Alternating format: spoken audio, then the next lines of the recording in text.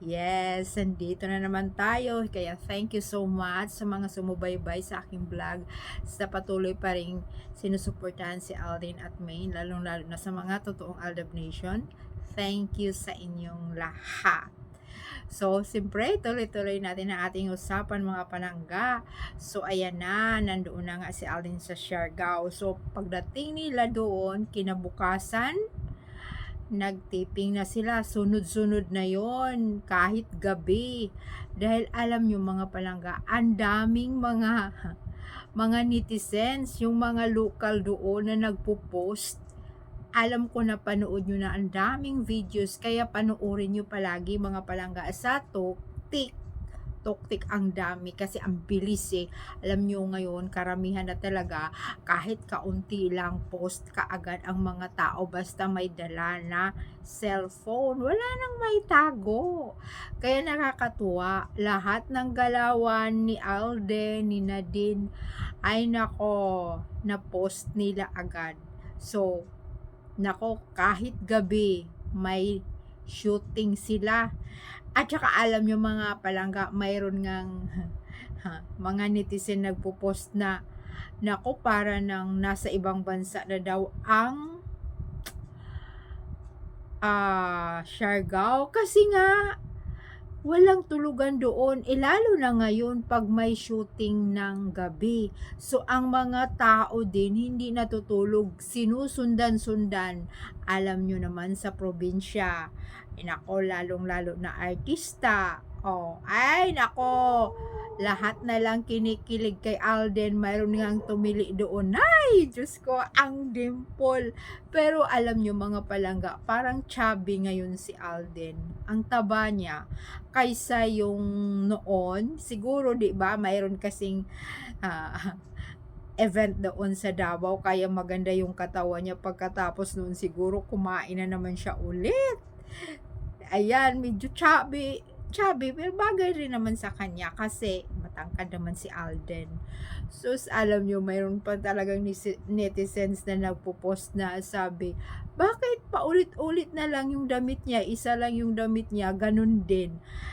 Alam nyo, ay nako, kaunti lang. Siyempre, sa episode na yun, kung yun pa rin yung damit niya, siyempre, ibinalik talaga. Ibalik talaga yun kasi kung yun ang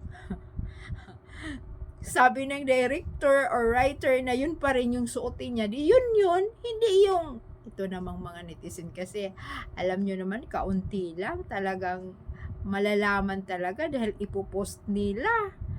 At saka marami din palang mga artista, hindi lang basta ang dami. Andoon si Kylene Alcantara, tapos si Colin Garcia, ang dami nila. So, mayroon pang sumigaw, so sobrang ganda si Colin.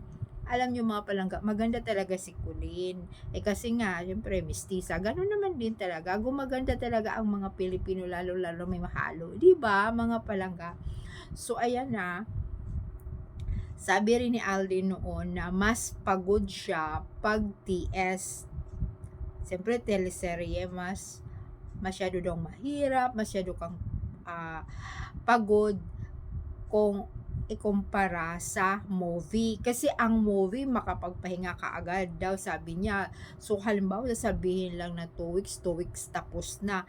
Pero daw, ang teleserye, ang hirap. Kasi, ang dami daw, siyempre no, palipat-lipat, tapos, kung everyday yan, so ang daming episode yan, di ba mga palangga?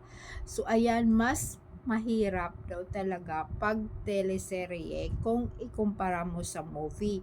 Mas nakakapagod ang teleserye kaysa movie.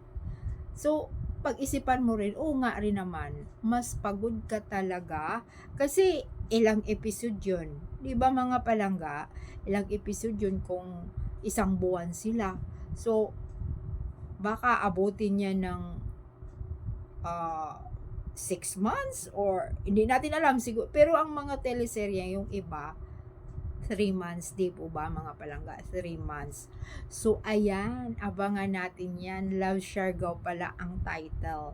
So, hindi natin alam kung papalitan din nila. Di ba? Alam nyo naman kasi siyempre nakasalalay yan sa director kung anong gusto talaga, kung talaga yun na ang final na title ng kanilang teleserye. So maipakita nga naman yung buong Siargao, yung buong isla.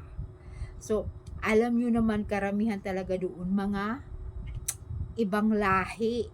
Ayan mga palangga, abangan natin, kaya kailangan din yung gusto lang, 'di ba? Nasusuportahan si Alden na kanyang teleserye.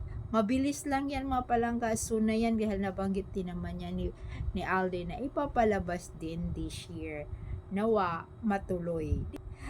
Malay natin kung i-extend next year, doon na nila ipalabas, or itong year din na to mga palangga. Kaya thank you so much, tuloy pa rin ang ating suporta sa ating mahal na Aldab. At saka yung sinasabi nila na si May naaalis sa Itbulaga, hindi yan naalis dyan yan. Dyan talaga yan si Mingay, kasi yan talaga ang pinag-usapan nilang dalawang mag-asawa. Alam na alam nila kung ano ang kasunod ng mga pangyayari. Siyempre nakaplano yan lahat kung saan talaga siya, mag-host ba siya, si Maine, or mag-artista. Pero talagang pinili niya yung hosting kaysa mag-artista. Diba? Mas tahimik ang hosting.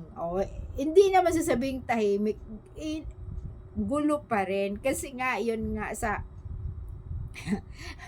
siniship siya doon kay Kung, at ang katotohanan wala naman talagang Kung sa tunay na buhay, di ba mga palangga? At nakakatuwa pa, ang dami na naman yung nagsisilabasan, yung mga noon ni Alden at saka ni May. Naku, pag mag-scroll ka, basta Aldab, andoon na yung mga, di ba naalala nyo mga palangga na nag-kiss sila sa lips ni Alden at Maine? Yung episode na yun, nandoon ako sa studio na yan. Katotohanan yun. Diyos ko, nagwawala kami sa loob. At kung hindi sila mag-steady, bakit naman halikan dyan sa lips? Diba? Yung iba kasi wala daw, hindi daw, iba, sinishare yun ni Maine nung in-interview siya, kunyari lang yun na wala, hindi sila nagkatuluyan, hindi sila nagkaroon ng komunikasyon, or hindi sila nag-on, hindi naging sila. Ay nako, mag-kiss ba lang yun sa lips kung hindi sila mag boyfriend, girlfriend? Diba mga palangga, nag-kiss sila doon sa studio sa lips.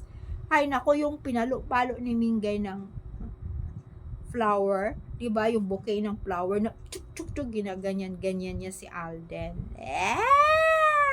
Diba, buntis pa yun si Pauline, sa panganay nilang anak ni Vic Soto. Kaya nandoon ako sa studio nun, katotohanan yun na kinis talaga sa lips. Kaya thank you so much, at subaybayan lang din natin ang ating mahal na Aldab, lalo si Aldin sa kanyang shooting sa Siargao. Bye po! Mag-comments lang kayo. Thank you so much.